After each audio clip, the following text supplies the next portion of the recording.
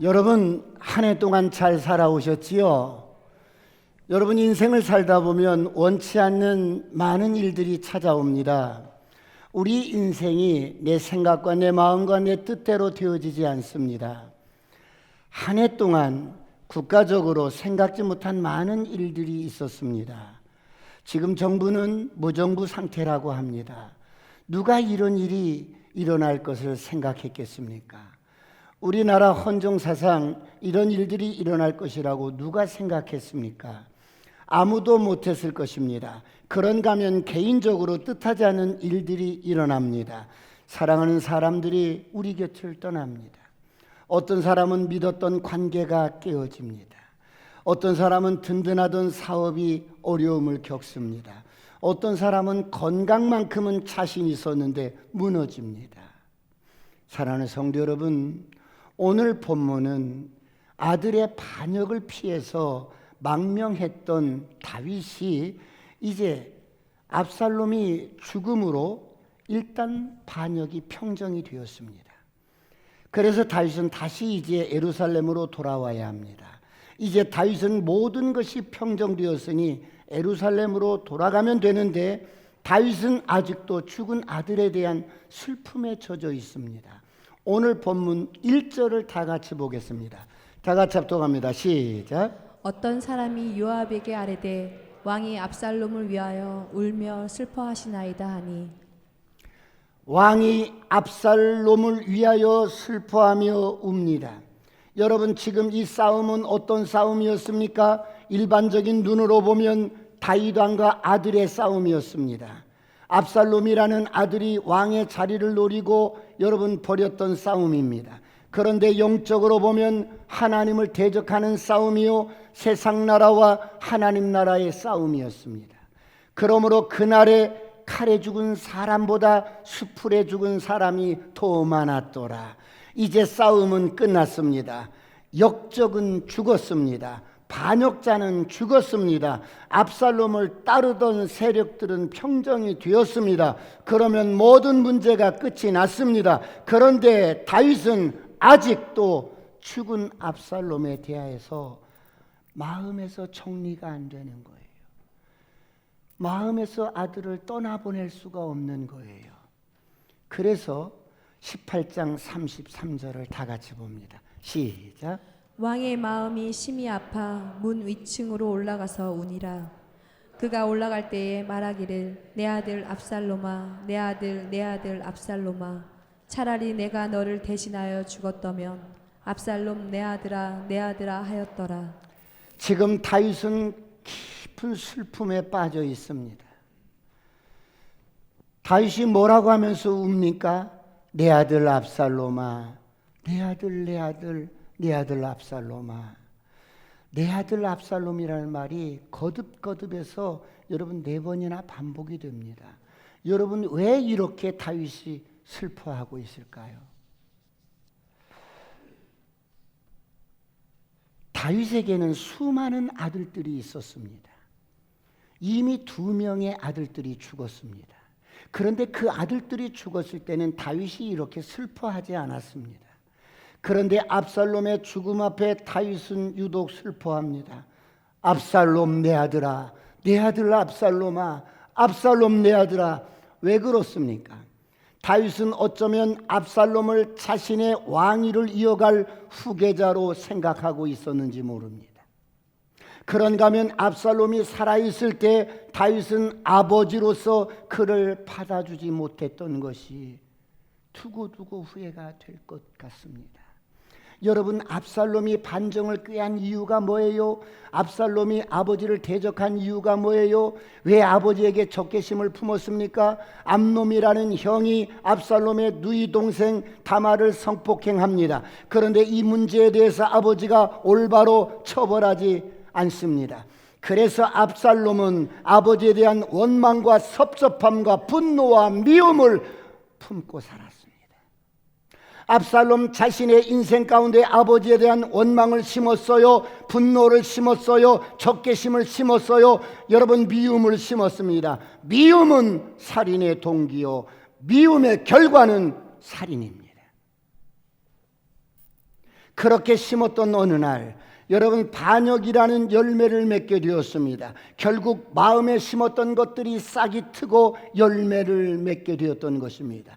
내가 심었던 미움이 결국 나를 죽이고 말았던 것입니다. 왜 그렇습니까? 인생은 심는 대로 거두기 때문입니다. 그러므로 갈라디아서 6장 7절로 8절은 이렇게 말씀합니다. 다 같이 합독합니다. 시작. 스스로 속이지 말라. 하나님은 업심여김을 받지 아니하시나니 사람이 무엇으로 심든지 그대로 거두리라. 자기의 육체를 위하여 심는 자는 육체로부터 썩어질 것을 거두고 성령을 위하여 심는 자는 성령으로부터 영생을 거두리라. 스스로 속이지 마라. 하나님은 업신여김을 당하지 아니하나니 사람이 무엇으로 심든지 그대로 거두리라. 자기 육체를 위해서 심는 사람, 내 감정과 내 생각과 여러분 내 혈기와 내 마음속에 미움을 심고 적개심을 심고 섭섭함을 심고 이런 것들을 심으면 이런 것들로 인하여 썩어질 것들을 거두게 됩니다. 사랑하는 성도 여러분, 한 해를 살아오시면서 지난 1년 동안 내 마음속에 잘못 심었던 것이 있다면 열매를 거두기 전에 오늘 정리해 버리시길 축원합니다. 용서를 구할 것은 용서를 구하시길 축원합니다. 화해할 것은 화해하시길 축원합니다. 갚아버릴 것은 갚아버리시길 축원합니다. 풀어버릴 것은 풀어버리시길 축원합니다. 여러분 풀어질지어다. 풀어질지어다. 그러므로 마태복음 5장 26절은 이렇게 말씀합니다. 다 같이 합독합니다. 시작. 진실로 내게 이르노니 내가 한 푼이라도 남김이 없이 다 갚기 전에는 결코 거기서 나오지 못하리라. 여러분의 심령 속에 누군가를 가둬두고 섭섭함과 미움과 원망을 여러분의 심령 속에 가둬두고 있다면 홀이라도 남김없이 다 갚기 전에는 결단코 거기서 나오지 못하리라.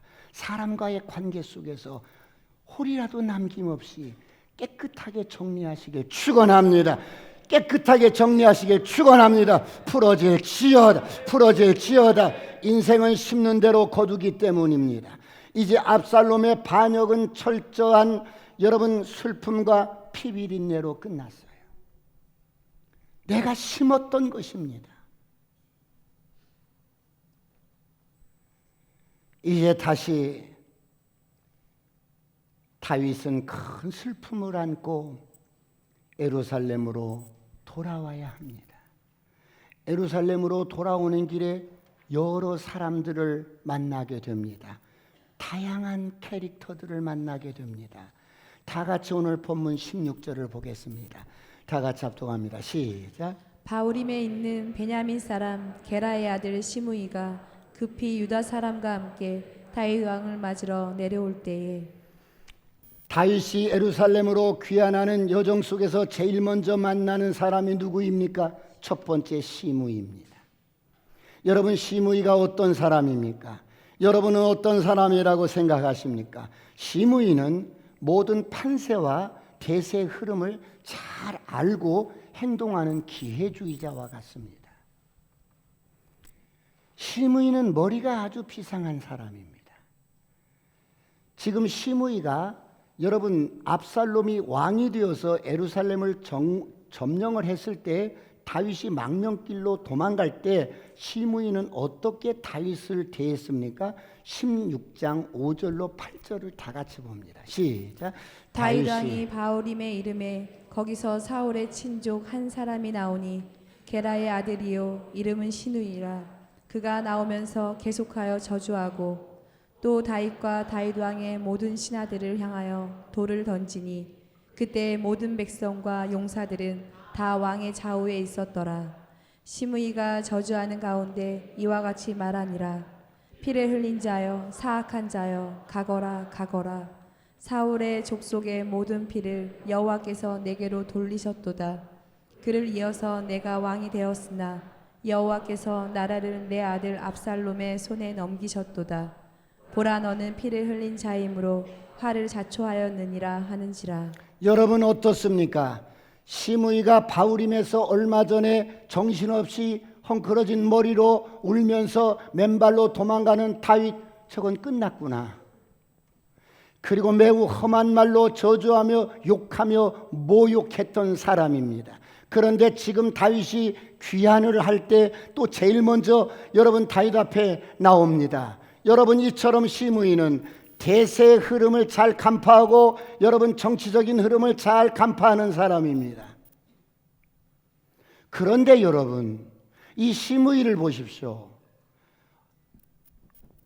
얼마 전에 다윗이 망명길에 저주하고 모욕했던 다윗에게 나와서 자기가 했던 것을 용서를 구하긴 구해야겠는데 어떻게 나옵니까? 17절을 보겠습니다. 다 같이 시작. 베냐민 사람 1000명이 그와 함께하고 사울 집안의 종 시바도 아들 15과 종 20명과 더불어 그와 함께하여 요단강을 밟고 건너 왕 앞으로 나아오니라. 여러분 시므이가 유다 사람들과 함께 베냐민 사람 1000명을 대동하고 나옵니다. 유다 지파는 다윗의 지파고 여러분 또 베냐민 지파는 사울의 지파입니다. 이런 사람들 1000명을 딱 여러분 거느리고 지금 예루살렘으로 귀환하는 다윗 앞에 딱 섰습니다. 그리고 그 무리 가운데는 시바도 있고 시바의 아들들 15명과 종 20명이 함께 이렇게 왔어요. 그런데 이들의 태도를 보세요. 이들의 태도가 어떻습니까? 다윗 앞에 용서를 구하고 회개하는 태도가 조금 불손해 보입니다. 18절로 20절을 보겠습니다. 다 같이 시작. 왕의 가족을 건너가게 하며 왕이 좋게 여기는 대로 쓰게 하려 하여 나룻배로 건너가니 왕이 요단을 건너가게 할 때에 게레의 아들 시므이가 왕 앞에 엎드려 왕께 아뢰되 내 주여 원하건대 내게 죄를 돌리지 마옵소서. 내 주 왕께서 예루살렘에서 나오시던 날에 종의 패역한 일을 기억하지 마시오며 왕의 마음에 두지 마옵소서. 왕의 종 내가 범죄한 줄 아옵기에 오늘 요셉의 온 족속 중 내가 먼저 내려와서 내 주 왕을 영접하나이다 하니. 여러분 시므이를 보십시오. 시므이의 태도를 보십시오. 지금 다윗 앞에 지난날의 죄를 진정으로 회개하며 용서를 구하러 온 것 같지 않지요? 모습이 여러분 어때요? 엄청난 사람을 이렇게 데리고 다윗 앞에 반위협적인 태도로 나타났어요. 왕이요, 지난번에 내가 당신을 저주했던 거 용서해 주시지요? 그거 마음에 두지 마세요. 만약 용서해 주시지 않으신다면 지금 나와 함께한 1000명의 사람들 보이지요? 왕이요, 유다 사람들과 요셉의 온 족속 중에 내가 먼저 왕을 맞이하러 왔습니다. 보시지요. 여러분, 우리가 인생을 살다 보면 이런 사람을 종종 만날 수가 있어요.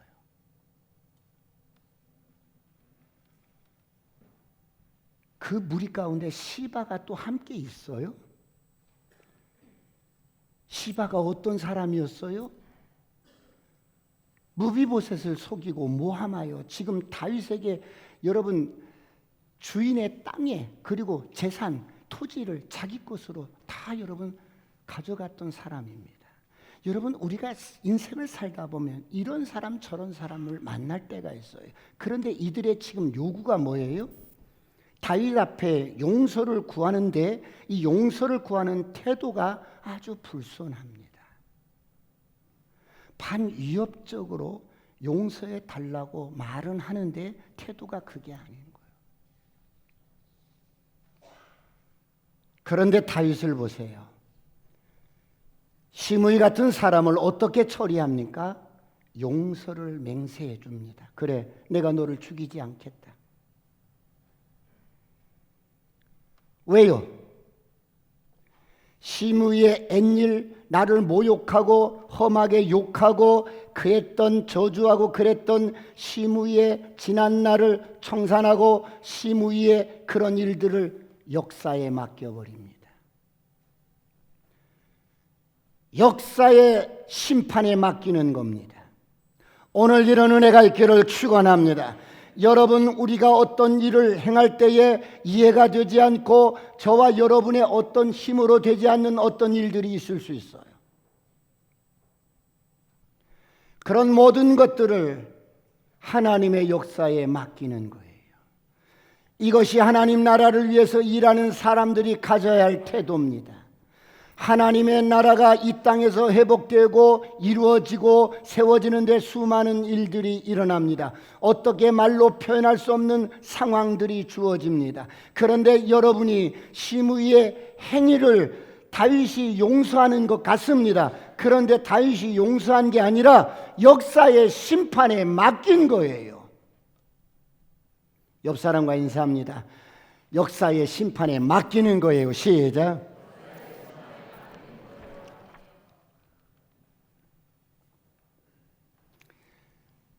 다윗이 돌아오는 길에 시므이가 얼마 전에 악독한 말로 저주하고 퍼부었던 모욕적인 말과 행동을 다윗은 어때요? 역사의 심판에 맡기고 덮어버립니다. 한 해를 보내면서 이런 은혜가 있기를 축원합니다. 사랑은 허다한 죄를 덮습니다. 오늘 덮어버리시길 축원합니다. 여러분들이 올 한 해 받았던 상처, 뜻하지 않는 상처들을 다 십자가 앞에 묻어버리시길 축원합니다. 주님의 보혈의 피로 덮어버리시길 축원합니다. 사랑하는 성도 여러분, 교회 공동체는 완전한 사람들이 모이는 데가 아닙니다. 하나님의 은혜와 의의 선물을 넘치게 받은 거듭난 주의 백성들이 여러분 하나님을 예배하며 하나님 나라를 세워가는 공동체입니다. 하나님께 은혜를 받을 때는 그럴듯하게 보여질 수 있어요. 그러나 저와 여러분 한 사람 한 사람은 모두가 연약하고 허물이 많고 예수님이 아니면 소망이 없는 사람들입니다. 여러분 앞에서 설교하는 저도 그렇습니다. 목사는 특별한 사람이 아니라 저와 여러분은 똑같은 성정을 가진 사람. 누가 찌르면 아프고 기쁘면 웃고 슬프면 울고 똑같이 일희일비를 하는 사람. 그런데 여러분, 주님이 이렇게 부르셔서 주님이 가신 그 십자가의 길, 이 길이 얼마나 영광스러운 길인 것을 알고 이 길을 가는데 날마다 나를 부인하고 날마다 나를 십자가에 부인하는 연습을 하는 게 목회자요 성도입니다. 그래서 부족하지만 예수님은 아니지만 예수님처럼 생각하고 예수님처럼 말하고 예수님처럼 행동하려고 하는 겁니다. 오늘 이런 은혜가 있기를 축원합니다. 예수님이 아니시면 모든 인생이 죄와 허물 뿐입니다. 그러므로 사랑하는 성도 여러분, 한 해를 정리하면서 저와 여러분의 죄와 허물을 덮으시고 여러분 출발하시길 축원합니다. 깔끔하게 용서를 하고 깔끔하게 정리하고 십자가에 묻고 가시길 축원합니다. 옆 사람과 인사합니다. 깔끔하게 용서해요. 시작. 깔끔하게 용서해요. 금방 또 용서한다고 그랬다가 또 그 얼굴 보면 또 어때 또. 두 번째, 다윗이 예루살렘으로 돌아올 때 다윗을 맞이하는 두 번째 사람이 누구입니까? 무비보셋입니다. 오늘 본문 24절을 보겠습니다. 다 같이 합독합니다. 시작. 사울의 손자 무비보셋이 내려와 왕을 맞으니 그는 왕이 떠난 날부터 평안히 돌아오는 날까지 그의 발을 맵시내지 아니하며 그의 수염을 깎지 아니하며 옷을 빨지 아니하였더라. 사울의 손자 요나단의 아들 하나 무비보셋이 있어요. 그 무비보셋이 다윗의 상에서 함께 왕자들과 먹고 그렇게 사는데 두 다리를 절어요. 그러니까 온전히 걷지를 못하는 거지요. 그런데 다윗이 예루살렘으로 돌아오는데 이 무비보셋이 이 배웅을 나온 거예요. 마중을 나온 거예요. 그런데 다윗의 머릿속에는 이 무비보셋에 대한 굉장한 오해를 갖고 있어요. 왜요? 사무엘하 16장 1절 2절 그 총 시바가 모함을 한 그 말을 다윗이 들었던 것이지요. 우리 한번 보겠습니다. 시작. 다윗이 마루턱을 조금 지나니 무비보셋의 종 시바가 안장 지은 두 나귀의 떡 200개와 건포도 100송이와 여름 과일 100개와 포도주 한 가죽 부대를 싣고 다윗을 맞는지라. 왕이 시바에게 이르되 내가 무슨 뜻으로 이것을 가져왔느냐 하니 시바가 이르되 나귀는 왕의 가족들이 타게 하고 떡과 과일은 청년들이 먹게 하고 포도주는 들에서 피곤한 자들에게 마시게 하려 함이니이다. 여러분, 무비보셋의 그 종인 시바가 다윗이 도망가는데 먹거리를 잔뜩 가지고 와서 다윗에게 이렇게 공개를 합니다. 건넵니다. 그래서 너의 주인 무비보셋은 어디 있느냐? 다윗이 묻자 시바가 이렇게 모함을 합니다. 2절부터 3절 4절 다시 한번 봅니다. 오늘 보면 시작. 왕이 시바에게 이르되 네가 무슨 뜻으로 이것을 가져왔느냐 하니 시바가 이르되 나귀는 왕의 가족들이 타고 떡과 과일은 청년들이 먹게 하고 포도주는 들에서 피곤한 자들에게 마시게 하려 함이니이다. 왕이 이르되 내 주인의 아들이 어디 있느냐 하니 시바가 왕께 아뢰되 예루살렘에 있는데 그가 말하기를 이스라엘 족속이 오늘 내 아버지의 나라를 내게 돌리리라 하나이다 하는지라. 왕이 시바에게 이르되 무비보셋에게 있는 것이 다 내 것이니라 하니라. 시바가 이르되 내가 절하나이다. 내 주 왕이여 내가 왕 앞에서 은혜를 입게 하옵소서 하니라. 시바가 다윗에게 거짓말을 합니다. 너의 주인은 어디 있느냐? 그러자 시바가 왕이여 우리 도련님은요 예루살렘에 남아서 이때가 자기가 왕이 될 때라고 이스라엘 주권을 회복할 때라고 사울 왕가가 다시 회복될 때라고 그렇게 말하던데요. 사람 말을 잘 하셔야 돼요.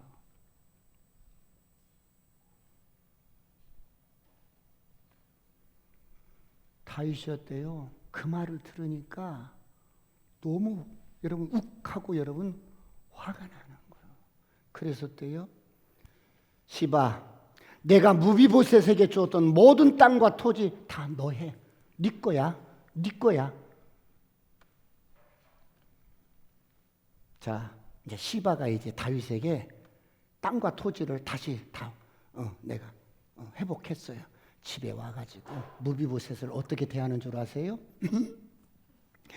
그래 네가 무슨 인간이라고 또 두 다리 절고 기어다니잖아. 다윗 왕이 너에게 준 땅과 토지 다 도로 나에게 줬어. 그게 무슨 말이에요? 내가 이런 말을 했지. 무슨 말을 했는데요? 네가 예루살렘에 남아서 이스라엘 나라를 회복을 너의 가문의 왕가의 회복을 꿈꾼다고 내가 그런 말을 했지. 그때부터 이 무비보셋은 충격을 먹은 거예요.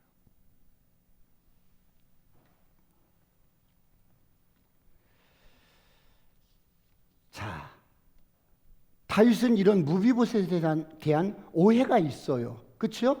그런데 예루살렘에 이렇게 딱 도착을 했는데 이 무비보셋이 다윗을 영접하러 나온 거예요. 24절로 28절까지 다 같이 합독합니다. 시작. 사울의 손자 무비보셋이 내려와 왕을 맞으니 그는 왕이 떠난 날부터 평안히 돌아오는 날까지 그의 발을 맵시내지 아니하며 그의 수염을 깎지 아니하며 옷을 빨지 아니하였더라.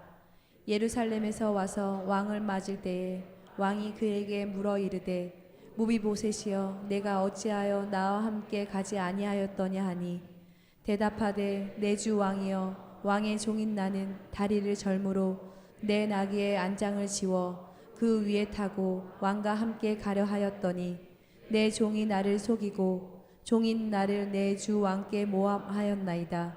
내 주 왕께서는 하나님의 사자와 같으시니 왕의 처분대로 하옵소서. 내 아버지의 온 집이 내 주 왕 앞에서는 다만 죽을 사람이 되지 아니하였나이까. 그러나 종을 왕의 상에서 음식 먹는 자 가운데 두셨사오니 내게 아직 무슨 공의가 있어서 다시 왕께 부르짖을 수 있사오리까 하니라. 여러분, 이 말씀을 쭉 읽어 나가실 때 무비보셋의 진정성이 보이지 않습니까?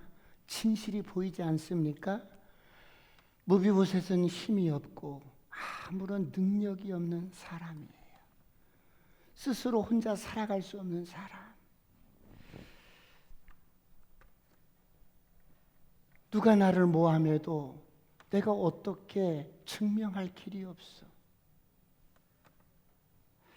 이런 무비보셋이 종 시바의 모함을 알고 다윗 왕이 망명하는 그날부터 모든 것들을 식음을 전폐하고 수염도 깎지 않고 옷도 여러분 갈아입지 않고, 여러분 오직 다윗이 무사히 돌아오기만을 기다리는 거예요.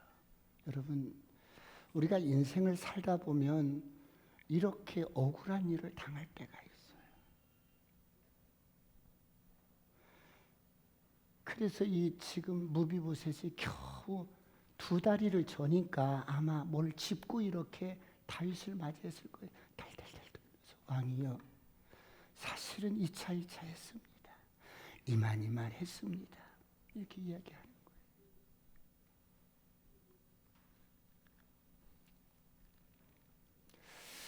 세상은 힘 있는 사람이, 여러분, 파워를 가진 사람, 힘을 진리라고 믿고 살아요. 그래서 힘없는 사람은 밟히고 무시당하고 인권을 여러분 취급받지 못하고 그렇게 살아요. 내 모습이 2다리를 절고 이렇게 보잘것없으니까 종이 나를 짓밟고 모함을 하는 거야.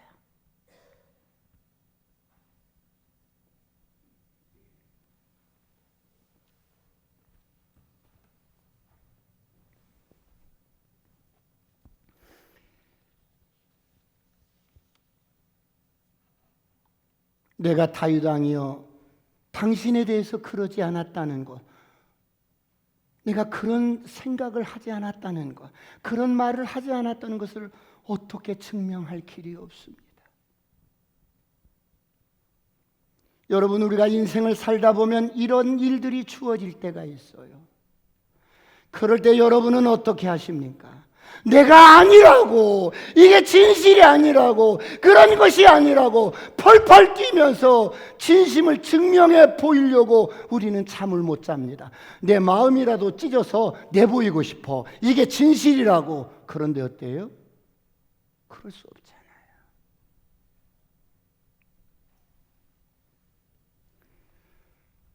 시바가 모함을 했습니다.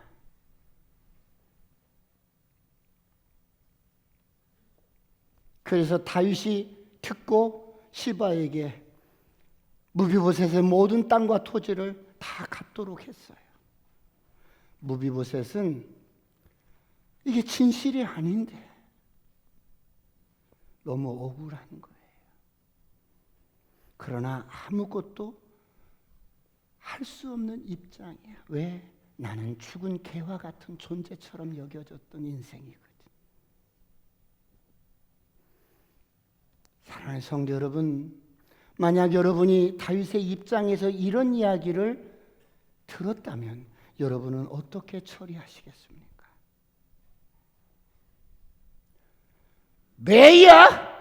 시바가 그랬어? 시바, 말이 좀 이상하지요? 강하게 발음하면. 시바가 그랬어? 시바? 이런 나쁜 인간 있나? 여봐라, 당장 시바를 불러오너라. 내가 삼자 되면 하리라. 누구 말이 옳은지. 이렇게 했겠어요? 우리 대부분 이렇게 또 하잖아요. 나 그 말 하지 않았는데 그 말 했다고 해서 삼자 대면을 해서 또 막 확인을 하잖아요. 그러면 삼자 대면 해봤자 난 그때 그런 의미로 말한 게 아니었어. 또 이렇게 또 말을 돌리고 또 닭발을 또 내미는 거예요. 나 언제 안 했는데.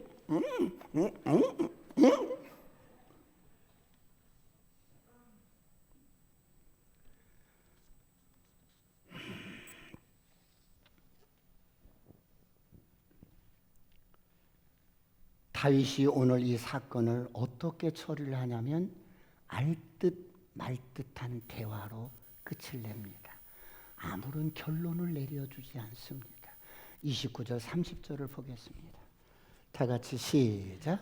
왕이 그에게 이르되 내가 어찌하여 또 내 일을 말하느냐 내가 이르노니 너는 시바와 밭을 나누라 하니 무비보셋이 왕께 아뢰되 내 주 왕께서 평안히 왕궁에 돌아오시게 되었으니 그로 그 전부를 차지하게 하옵소서 하니라.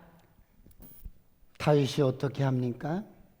무비보셋, 네 말이 옳구나. 그렇게 말하지 않아요. 시바가 나를 속였구나. 나쁜 인간이구나. 이런 말도 하지 않아요. 알았다. 그 종, 너의 종 시바가 가진 밭과 땅을 반반씩 나누어라. 여러분 다윗을 보세요. 이럴 때는 옳고 그름을 분명히 해서 분명하게 판결을 내려주셔야 하지 않겠습니까? 그런데 다윗이 두 사람에게 반반씩 나눠 가져라. 그러고는 마치는 거예요. 여러분 시바는 무비보셋이 장애인이라는 것을 알고 아주 이용한 나쁜 사람, 아주 악질 같은 사람, 세상에 가장 악한 사람이, 나쁜 사람이 있다면 이렇게 시바처럼 연약한 자, 장애우를 속여서 자기 욕심을 채리고 자기 재산을 증식시키는 그런 사람이에요. 무비보셋은 다윗이 망명간 이후로 돌아올 때까지 자신의 진실을 증명하기 위해서 모든 것을 절제하고 간절히 돌아오기만을 기다렸던 무비보셋. 다윗이 어때요? 재산을 반반씩 나눠 가져라고 이렇게 말하자 무비보셋의 말을 한번 들어보십시다. 30절 다시 한번 보겠습니다. 시작. 무비보셋이 왕께 아뢰되 내 주 왕께서 평안히 왕궁에 돌아오시게 되었으니 그로 그 전부를 차지하게 하옵소서 하니라.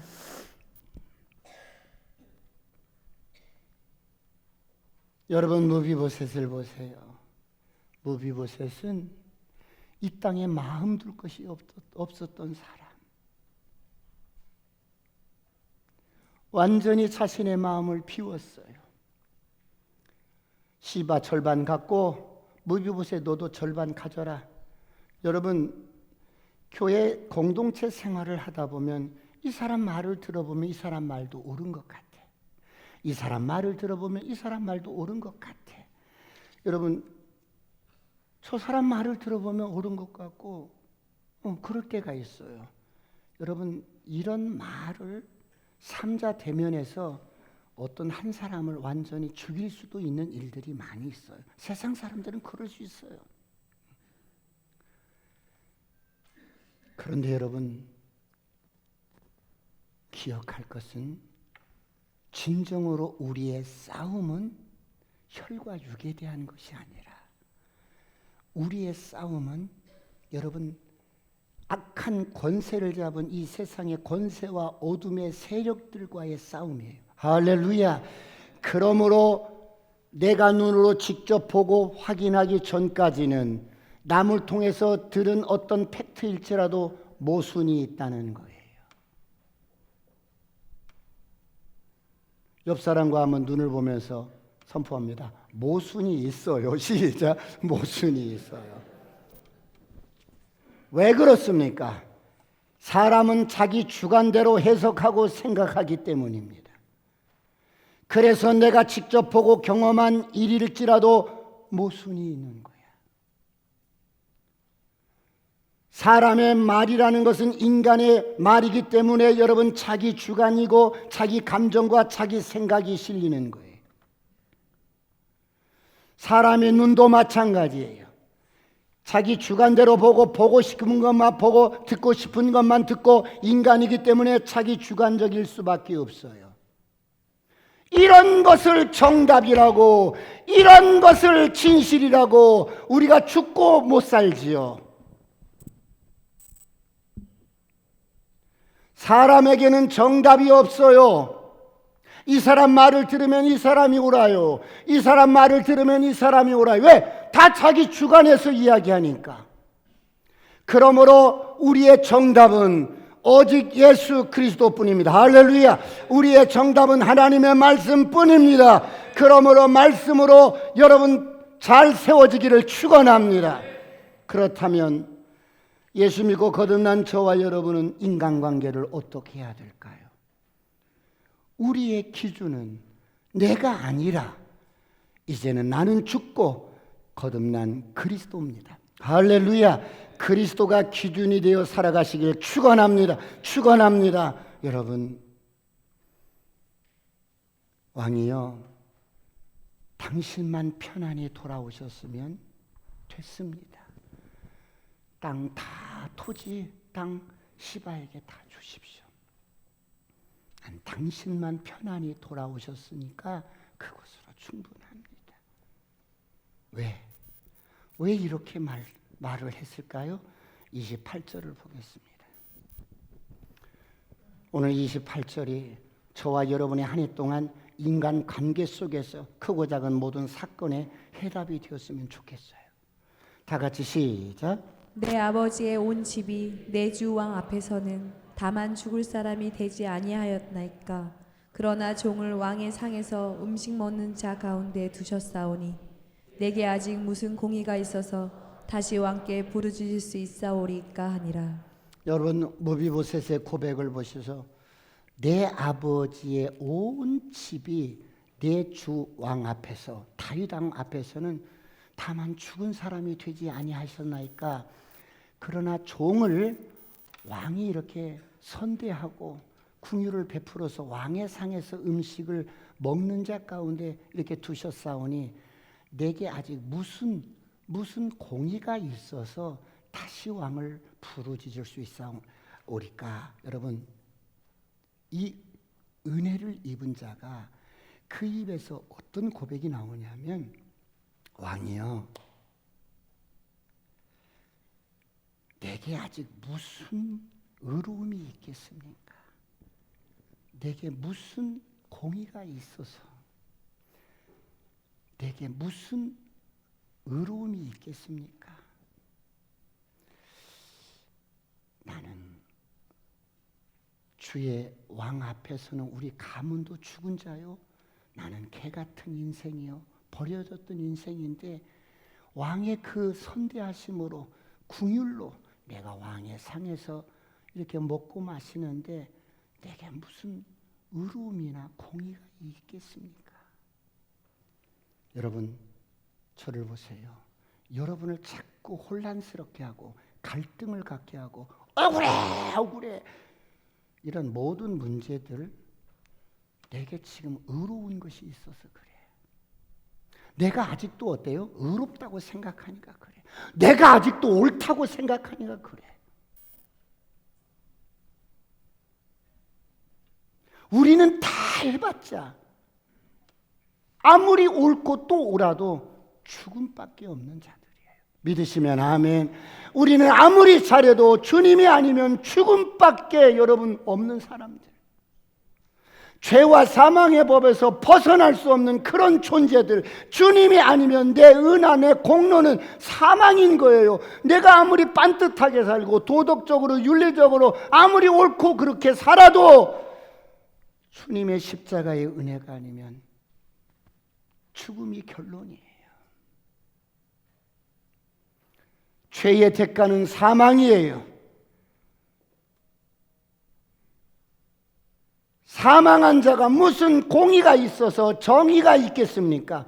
여러분, 이것이 무비보셋이 정확하게 내가 어떤 존재인가를 알고 고백을 하는 거예요.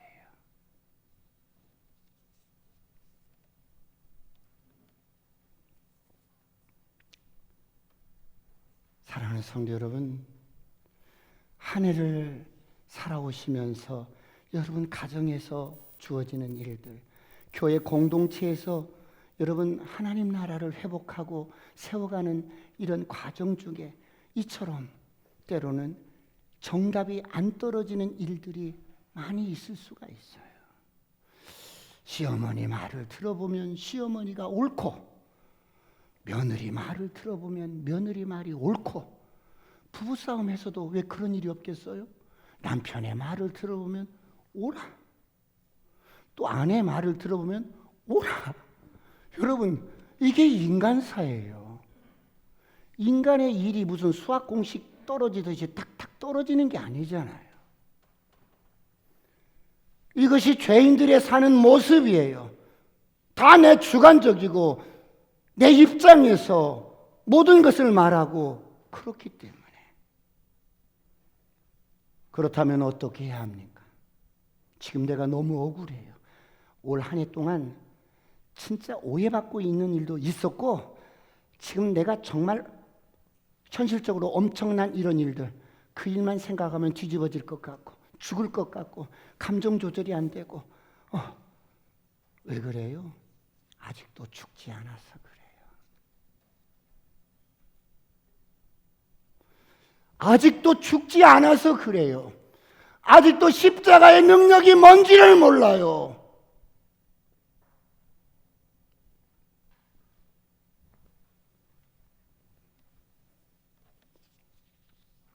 십자가를 치는 척만 하지 마시고 십자가를 바로 치셨으면 좋겠어요. 십자가는 저와 여러분이 인정하든 인정하지 않든 주님이 우리에게 지어주신 십자가, 네가 나를 따라오려거든 페이론하고 너의 십자가를 치고 날마다 너를 부인하고 나를 따르라고 합니다. 그래서 십자가는 지고 가는데 내가 죽지 않으면 힘이 든 거야. 십자가에서 내가 죽지 않으니까 늘 옳고 그름의 논리 속에서 교회를 수삼 년 다녀도 십자가에서 내가 죽지 않은 사람은 늘 인간 관계 속에서 나밖에 모르는 거예요. 올 한 해를 돌아보시면서 모든 것들을, 크고 작은 모든 사건들, 내가 억울한 것이든 옳은 것이든 모든 것들을 십자가 앞에 묻고 가시길 축원합니다. 깔끔하게 묻으시길 축원합니다. 목사님, 전요 용서 못해요. 왜요? 무덤까지 가지고 갈 거예요. 가지고 가세요. 가지고 가세요. 가지고 가세요. 그래, 천국까지 가지고 가세요. 여러분, 왜 한 해 한 해가 있는 줄 아세요? 올해 일은 올해 마무리하고 깨끗하게 깔끔하게 마무리하고 내년 새롭게 맞이하라는 거예요. 할렐루야. 마지막 한 사람이 있습니다. 그 사람이 누구예요? 세 번째, 바르실레예요. 바르실레는 어떤 사람이었어요? 다윗이 도망갈 때 망명길에 아무것도 준비 없이 그냥 살기 위해서 도망가는데 바르실레가 지게지게 먹을 거리를 여러분 가지고 와서 공개합니다. 돌아오는 길에 이 바르실레를 또 만납니다. 31절로 32절을 보겠습니다. 다 같이 시작. 바르실레가 왕이 요단을 건너가게 하려고 로글림에서 내려와 함께 요단에 이르니 바르실레는 매우 늙어 나이가 80세라. 그는 큰 부자이므로 왕이 마하나임에 머물 때에 그가 왕을 공개하였더라. 바르실레는 매우 늙어서 80세래요. 그런데 어때요? 부자이며 넉넉한 사람입니다. 여러분, 단순히 물질적인 부분뿐만 아니라 여러분 마음이 넉넉한 거예요. 그래서 왕이 망명 가는 길에 아무런 조건 없이 사심 없이 필요한 자에게 아낌없이 심었어요. 이렇게 잘 도와드렸어요. 풍족하게 도와드렸어요. 이제 다윗 왕이 망명 생활을 마치고 귀향하면서 제일 먼저 어때요? 이 바르실레를 또 이렇게 세 번째 만났는데 두 사람의 대화를 보십시오. 다윗은 이 바르실레가 베풀어준 그 은혜가 너무 감사해서 바르실레를 예루살렘 왕궁으로 이렇게 함께 가고 싶은 거예요. 그러자 33절로 35절을 봅니다. 시작. 왕이 바르실레에게 이르되 너는 나와 함께 건너가자. 예루살렘에서 내가 너를 공개하니라. 바르실레가 왕께 아뢰되 내 생명의 날이 얼마나 있사옵겠기에 어찌 왕과 함께 예루살렘으로 올라가리이까. 내 나이가 이제 80세라 어떻게 좋고 흉한 것을 분간할 수 있사오며 음식의 맛을 알 수 있사오리까. 이 종이 어떻게 다시 노래하는 남자나 여인의 소리를 알아들을 수 있사오리이까. 어찌하여 종이 내 주 왕께 아직도 누를 끼치리이까. 여러분, 다윗이 바르실레에게 말합니다. 나와 함께 갑시다. 예루살렘에 가서 내가 당신을 이렇게 공개하겠습니다. 그러자 이 바르실레를 보세요. 바르실레를 왕이여, 내 나이가 80이 넘었습니다. 제가 왕께 짐이 되면 되겠습니까? 금줄이 풀어지고 은줄이 풀어지고 창문이 어두워지고 머리에 살구꽃이 피고 이제는 이 나이에 무슨 욕심이 있겠습니까? 오르고 싶은 것도 없고 갖고 싶은 것도 없습니다. 이제 산의 짐이 음식을 먹은들 내가 그 맛을 얼마나 알겠습니까? 남녀 노래소리를 들어도 귀도 어두워졌는데 그게 무슨 얼마나 의미가 있겠습니까?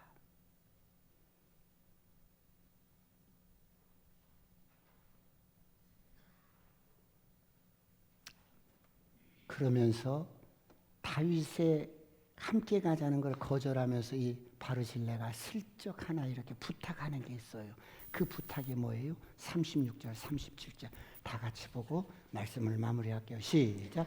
당신의 종은 왕을 모시고 요단을 건너려는 것뿐이거늘 왕께서 어찌하여 이 같은 상으로 내게 갚으려 하시나이까. 청하건대 당신의 종을 돌려보내옵소서. 내가 내 고향 부모의 묘 곁에서 죽으려 하나이다. 그러나 왕의 종 기맙이 여기 있사오니 청하건대 그가 내 주 왕과 함께 건너가게 하옵시고 왕의 처분대로 그에게 베푸소서 하니라. 바르실레가 다윗의 그런 이 함께 가자는 이 부탁을 거절하면서 슬쩍 이렇게 기맘이라는 자기의 아들을 이렇게 부탁합니다. 여러분, 바르실레는 왜 이렇게 기맘이라는 그 자신의 아들을 다윗에게 이렇게 부탁하냐면 다윗의 가문을 통해서 다윗의 혈통을 통해서 이 땅에 메시아가 오시기로 약속되어 있기 때문에 다윗의 가문의 사람이 되는 것을 소원을 하는 거예요.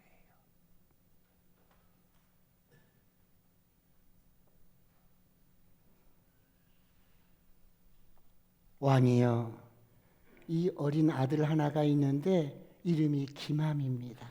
이 아들을 부탁합니다. 제 대신 부탁을 드립니다. 그래서 다윗이 그 기맘이라는 이 사람을 데리고 이제 돌아옵니다.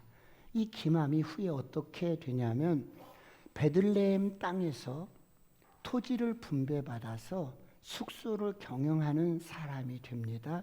베들레헴은 어느 곳이에요? 다윗의 고향입니다.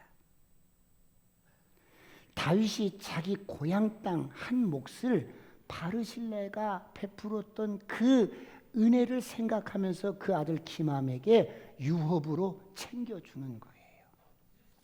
보상해 주는 거예요. 여러분 보십시오. 인생은 심는 대로 거두는 거예요. 옆 사람과 인사합니다. 심는 대로 거둡니다. 결국 여러분, 이 바르실레가 한번 정말 이 다윗을 마음을 다해서 섬겼는데 이것이 인연이 되어서 그 아들 기맘이 다윗의 가문에 그리고 베들레헴 사람이 돼요. 왕족이 되는 거예요. 사랑하는 성도 여러분, 제가 말씀을 마무리하면서 여러분에게 도전합니다. 여러분은 다윗이 예루살렘으로 돌아오면서 시므이를 만났고 시바가 있었고 여러분 무비보셋이 있었고 바르실레가 있었습니다. 여러분은 어떤 캐릭터를 가진 사람입니까? 여러분은 이런 부류 중에 어떤 부류의 사람입니까? 그런가 하면 여러분, 교회 공동체 안에도 이런 사람들이 있을 수 있습니다. 하나님의 나라를 세워가는데 이런 사람들이 얼마든지 있습니다. 어떤 사람은 시므이 같은 사람이 있을 수 있어. 어떤 사람은 시바 같은 사람이 있을 수 있어. 어떤 사람은 아무도 알아주지 않는 존재감이 없는 무비보셋 같은 사람이 있을 수 있어. 하나님만이 알 수 있는, 내 진실을 하나님만이 알 수 있는 그런 사람이 있어요. 그런가 하면 바르실레 같은 사람이 있어요. 오늘 여러분은 어떤 유형의 사람입니까?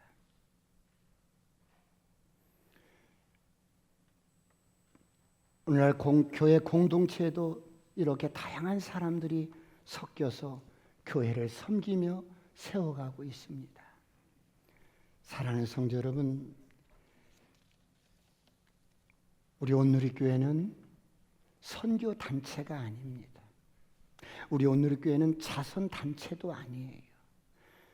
우리 온누리교회는 하나님 나라를 지향하고 세워가는 그리스도의 몸된 교회 공동체입니다. 할렐루야.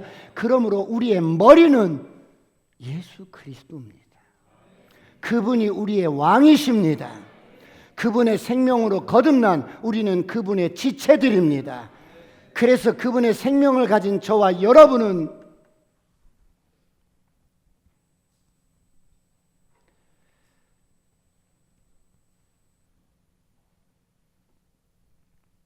하나가 되어서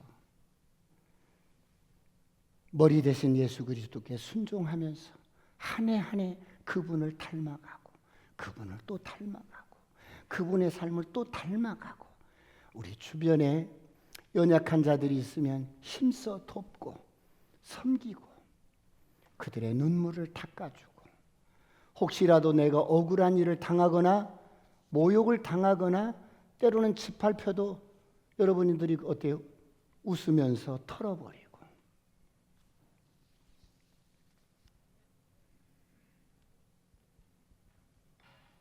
이런 멋진 공동체 온누리교회에 오면 사람이 빛이 난다.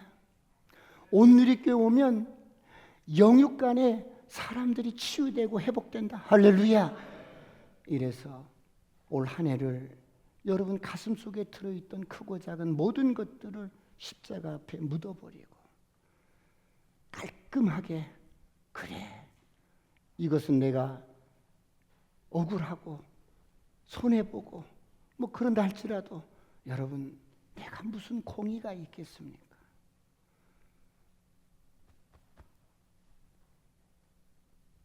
내가 무슨 공로가 있겠습니까?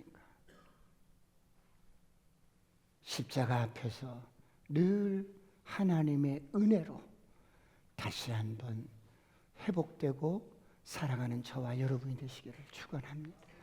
기도하시겠습니다. 하나님 도와주십시오. 그렇습니다. 하나님 우리에게 하나님이 계시기에 때로는 억울한 일 크고 작은 모든 대수사간의 문제 속에 하나님 이해하지 못할 부분도 십자가 앞에 묻고 올 한 해를 깨끗하게 정리하고 하나님 출발하겠습니다. 도와주십시오.